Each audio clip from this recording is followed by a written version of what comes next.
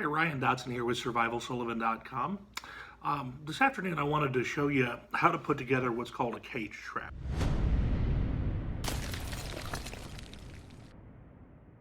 If you got a chance to watch a previous video that I recorded on a deadfall trap, there are a lot of similarities.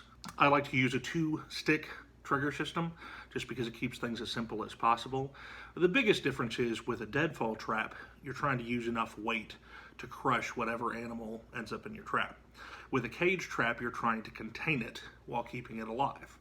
And you might think, why would you want to do that? There is more of a chance of the animal getting free if you're using a cage trap, so you got to make sure that you're very careful about the spacing of your sticks that you use, and that you have enough weight to where it's not going to be able to get loose.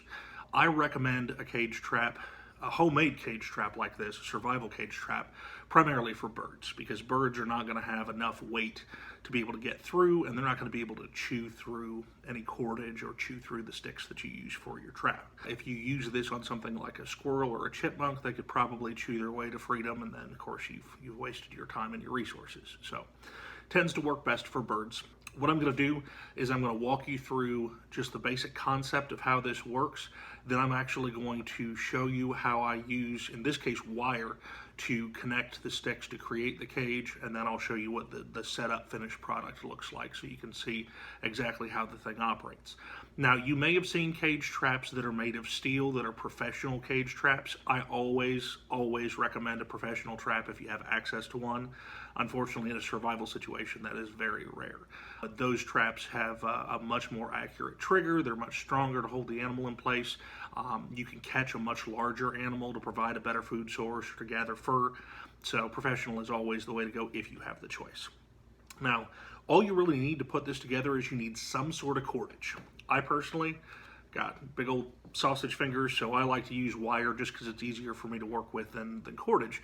But if I had to use a second choice, I would split open paracord, and you've got 7 strands of very strong cordage inside paracord that you can use to build a trap like this. And I've done that before, and it works fine. It's just for me, it takes a little bit longer, so I wanted to show you kind of the fast version. This is just some very thin copper wire that I use for all kinds of different traps, so it's very nice to have.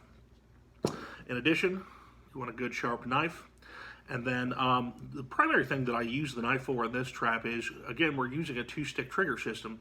So you want to set it up to where you're going to have a bait stick and you're going to have a load-bearing stick. The load-bearing stick, you want it rounded at the end, so you're going to need to use your knife to round that off. Then you want to shave the end of your bait stick flat.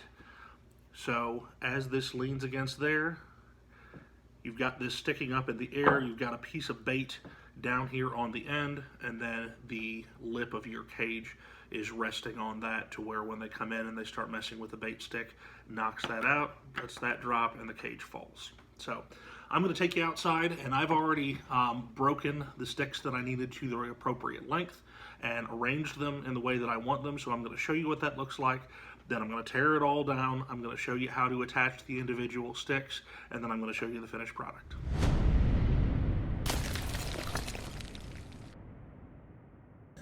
Okay, so I've got the first layer all attached here, and I just wanted to take a quick second to show you what it looks like.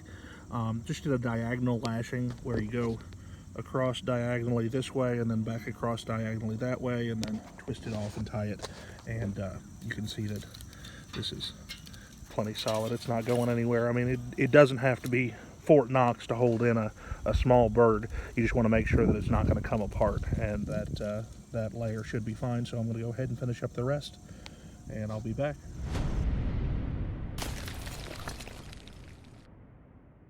Okay, so you can see we've got all of our sticks stacked appropriately, and if we get down here a little bit closer to a side view, you can see the different layers that we've used here.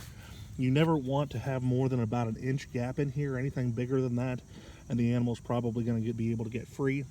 Of course, every layer that we stack up here, we're moving in about ½ inch to an inch, so that it creates kind of a pyramid shape when it's all said and done. And that's plenty of room to catch a bird, or even if you wanted to go after a chipmunk or something. As far as a ground animal, that would be an option. So now what I'm going to do is I'm going to start attaching these sticks layer by layer at the corners so that it's strong enough to hold the animal. So I'm going to go ahead and do the first layer, show you how that looks, and then we can show you the finished product.